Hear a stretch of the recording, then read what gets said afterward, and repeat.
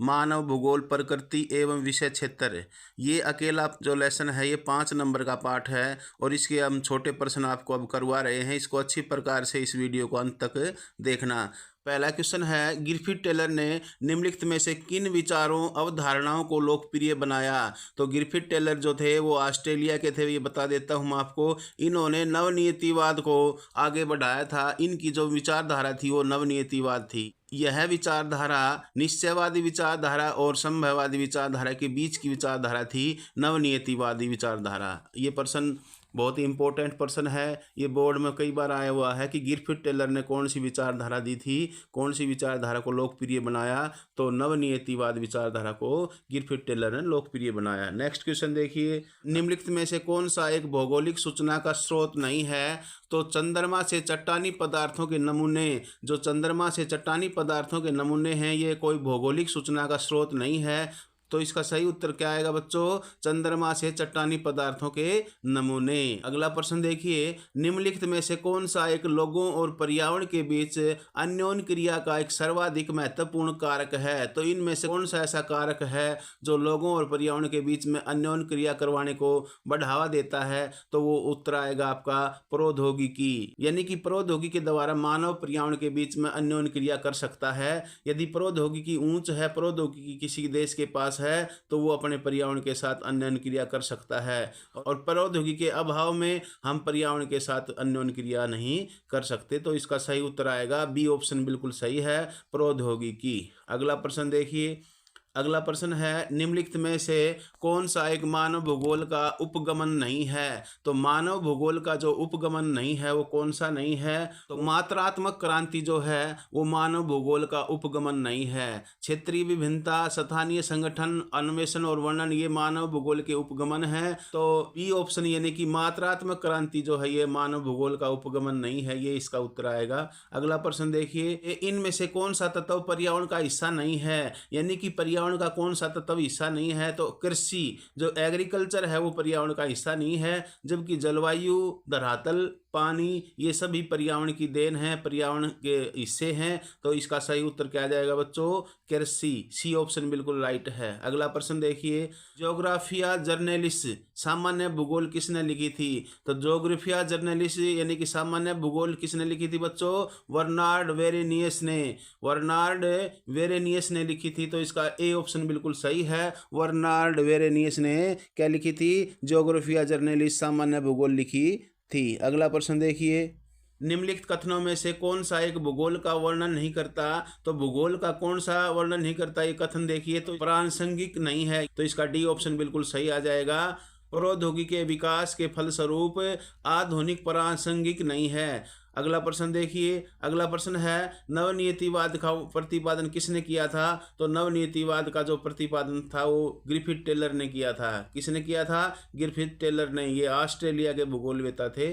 नवनियतिवाद, रुको और चलो, ये विचारधारा थी। अगला प्रश्न देखिए, अगला प्रश्न है, किस तत्व को माता प्रकृति कहते हैं। बहुत ही इंपॉर्टेंट, वेरी वेरी इंपॉर्टेंट प्रश्न है ये। किस तत्व को माता प्रकृति कहा जाता है। तो भौतिक पर्यावरण को जो माता प्रकृति कहते हैं, ये जो भौतिक पर्यावरण है हमारा, ये हमारी माता प्रकृति है, इसको नोट कर लेना। यानी कि ए ऑप्शन बिल्कुल सही है, भौतिक पर्यावरण को माता प्रकृति कहते हैं। अगला प्रश्न देखिए, अगला प्रश्न है, origin of species, origin of species नामक पुस्तक किसने लिखी थी। तो ओरिजिन ऑफ स्पेसीज जो पुस्तक थी वो चार्ल्स डार्विन ने लिखी थी। किसने लिखी थी बच्चों, चार्ल्स डार्विन ने। और कब लिखी थी, 1859 में ये पुस्तक लिखी थी, origin of species, Charles Darwin ने। अगला प्रश्न देखिए, उपनिवेश युग में किस उपागम का मानव भूगोल में प्रयोग किया गया। तो इसका सही उत्तर आएगा प्रादेशिक विश्लेषण।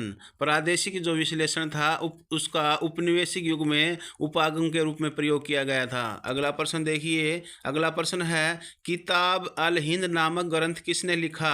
तो किताब अल हिंद जो नामक ग्रंथ था वो अल बरेनी ने लिखा था। किसने लिखा था बच्चों, अल बरेनी ने लिखा था किताब अल हिंद नामक ग्रंथ। अगला प्रश्न देखिए, अगला प्रश्न है, कल्याणपरक विचारधारा के समर्थक कौन थे? यानी कि कल्याणपरक विचारधारा थी, उसके प्रबल समर्थक थे डी.एम. स्मिथ और डेविड हार्वे। तो इसका सही उत्तर आ जाएगा डी.एम. स्मिथ और डेविड हार्वे। ये सी ऑप्शन बिल्कुल राइट है। अगला प्रश्न है, प्रिंसिपल डी ज्योग्राफी ह्यूमन नामक पुस्तक किसने लिखी थी? तो प्रिंसिपल डी ज्योग्राफी ह्यूमन नामक पुस्तक वीडाल डी ला ब्लास ने लिखी थी। यहाँ पर इसको याद करने की ट्रिक है, डी आ गया है, प्रिंसिपल डी और वीडाल डी, ये ऐसे याद कर लेना, इनमें दोनों में डी आया हुआ है। तो प्रिंसिपल डी ज्योग्राफी ह्यूमन नामक प्रसिद्ध पुस्तक थी, वो विडाल डी ला ब्लास ने लिखी थी। ये विडाल डी ला ब्लास ये फ्रांस का था, ये समर्थक थे संभववादी विचारधारा के।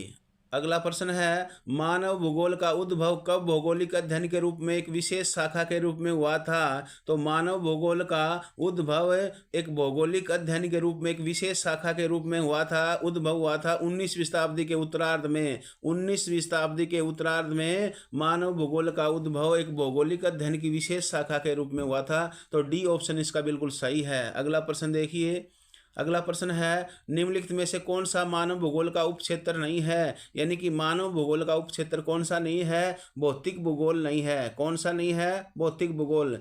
व्यवहारिक भूगोल, राजनीतिक भूगोल और सामाजिक भूगोल तो मानव भूगोल के उपक्षेत्र हैं। ये भी प्रश्न आ जाता है कि मानव भूगोल का कोई एक उपक्षेत्र बताएं, तो आप बता देना व्यवहारिक भूगोल, राजनीतिक भूगोल और सामाजिक भूगोल। लेकिन यहाँ पर इसने उपक्षेत्र नहीं है वो पूछा है, तो भौतिक भूगोल है ना, वो मानव भूगोल का उपक्षेत्र नहीं है। अगला प्रश्न देखिए, अगला प्रश्न है, मनुष्य प्रकृति का दास है, यह कथन भूगोल की किस विचारधारा से संबंधित है? तो मानव जो है मनुष्य है, प्रकृति का दास है, ये निश्चयवादी विचारधारा का कथन है। तो किसका है? निश्चयवादी विचारधारा। ये ए ऑप्शन इसका बिल्कुल सही है। निश्चयवादी विचारधारा के समर्थक कौन थे? जर्मनी भूगोलवेत्ता जो थे वो निश्चयवादी विचारधारा के समर्थक थे, जिसमें हम्बोल्ट, रिटर, रेटजल एंड कुमारी एलन सैम्पुल निश्चयवादी विचारधारा के समर्थक थे। अगला प्रश्न देखिए, अगला प्रश्न है, व्यवहारवाद किसने प्रतिपादित किया था? तो जो व्यवहारवाद जो है वो गेस्टालवादी जो संप्रदाय थे, कोहलर, कोफका, ये गेस्टालवादी थे, इन्होंने व्यवहारवाद का प्रतिपादन किया था। ये आपने नोट कर लेना है। अब एक शब्द के उत्तर वाले प्रश्न आ गए हैं। ये पहला क्वेश्चन है, इंडियोग्राफिक शब्द का अर्थ क्या है? इंडियोग्राफिक शब्द का अर्थ है विवरणात्मक। विवरणात्मक जो है वो किस शब्द का अर्थ है? इंडियोग्राफिक शब्द का अर्थ है विवरणात्मक। अगला प्रश्न देखिए, डार्विन द्वारा रचित ओरिजिन ऑफ स्पेसीज पुस्तक बहुत ही इंपॉर्टेंट प्रश्न है ये। डार्विन ने जो पुस्तक लिखी थी ओरिजिन ऑफ स्पेसीज, ये कब प्रकाशित हुई थी? ये सन 1859 में प्रकाशित की गई थी। अगला प्रश्न देखिए, एंथ्रोपोजोग्राफी नामक ग्रंथ किसने लिखा था? एंथ्रोपोजोग्राफी नामक ग्रंथ है वो जर्मनी के थे, रेटजल ने लिखा था। ये भी इंपॉर्टेंट क्वेश्चन है, ये कई बार बोर्ड की परीक्षा में दिया हुआ है कि एंथ्रोपोजोग्राफी नामक ग्रंथ किसने लिखा था? जर्मन के थे रेटजल भूगोलवेत्ता। ये रेटजल भूगोलवेत्ता निश्चयवादी विचारधारा के समर्थक थे। अगला प्रश्न देखिए, निश्चयवाद के प्रबल समर्थक कौन थे? तो निश्चयवाद के प्रबल समर्थक थे फ्रेडरिक रेटजल। फ्रेडरिक रेटजल इसका उत्तर आएगा। अगला प्रश्न देखिए, प्रिंसिपल डी ज्योग्राफी ह्यूमन्स किसने लिखी थी ये पुस्तक? तो ये विडाल डी ला ब्लास ने लिखी थी। ये आपने नोट कर लेना है। ये बहुत ही इम्पोर्टेंट प्रश्न है, आपको यहाँ से 5 नंबर मिलेंगे। 5 नंबर, यह लेसन आपको 5 नंबर देगा, नोट कर लेना। अगला प्रश्न देखिए, मानव भूगोल किसकी मुख्य शाखा है? तो मानव भूगोल जो है क्रमबद्ध भूगोल की शाखा है। ये आपने नोट कर लेना है। आपने कमेंट सेक्शन में लिखना है कि क्रमबद्ध भूगोल किसकी देन है, क्रमबद्ध भूगोल का प्रतिपादन किसने किया था, क्रमबद्ध भूगोल की रचना किसने की थी, तो आपने बताना है कमेंट सेक्शन में। अगला प्रश्न देखिए, यूनिवर्सल ज्योग्राफी पुस्तक किसने लिखी थी? तो किसने लिखी थी बच्चों? क्लूवेरियस ने लिखी थी यूनिवर्सल ज्योग्राफी पुस्तक क्लूवेरियस। अगला प्रश्न देखिए, व्यवहारवाद किसने प्रतिपादित किया था? तो व्यवहारवाद जो थे वो गेस्टालवादी संप्रदाय ने प्रतिपादित किया था व्यवहारवाद को। अगला प्रश्न है, कौन, कहाँ, क्या, पता और कैसे, यह कथन किस विचारधारा का मूल बिंदु है? तो यह कल्याणपरक विचारधारा का मूल बिंदु है। कौन, कहाँ, क्या, पता और कैसे कल्याणपरक विचारधारा का क्या है? ये मूल बिंदु है। अगला प्रश्न देखिए, मनुष्य प्रकृति का दास है, ये किस भूगोलवेत्ता की विचारधारा थी? तो ये निश्चयवादी विचारधारा जो जर्मन भूगोलवेत्ता थी उनकी विचारधारा थी। मनुष्य प्रकृति का दास है, निश्चयवादी विचारधारा में आती है ये बातें।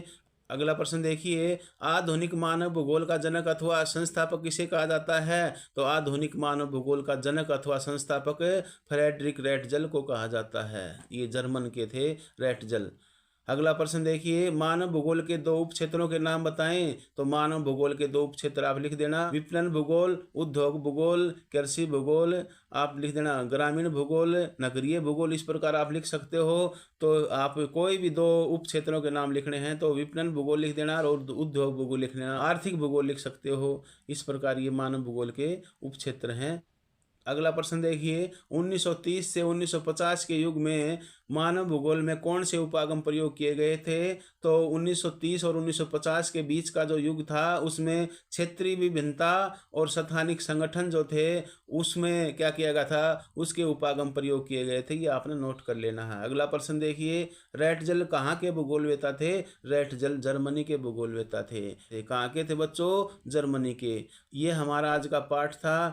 यदि वीडियो आपको अच्छी लगी है तो इसको लाइक कर देना, शेयर कर देना। अभी तक चैनल को सब्सक्राइब नहीं किया है तो इसको सब्सक्राइब कर देना। और दूसरी जो हमारी पुस्तक है भारत लोग और अर्थव्यवस्था, उसकी कंप्लीट वीडियो इसके डिस्क्रिप्शन में है, या आप लेक्चरर मुकेश राज यूट्यूब चैनल पर जा करके वहाँ से उसको देख सकते हो। आपने ये वीडियो देखी इसके लिए आपका धन्यवाद। जय हिंद, जय भारत।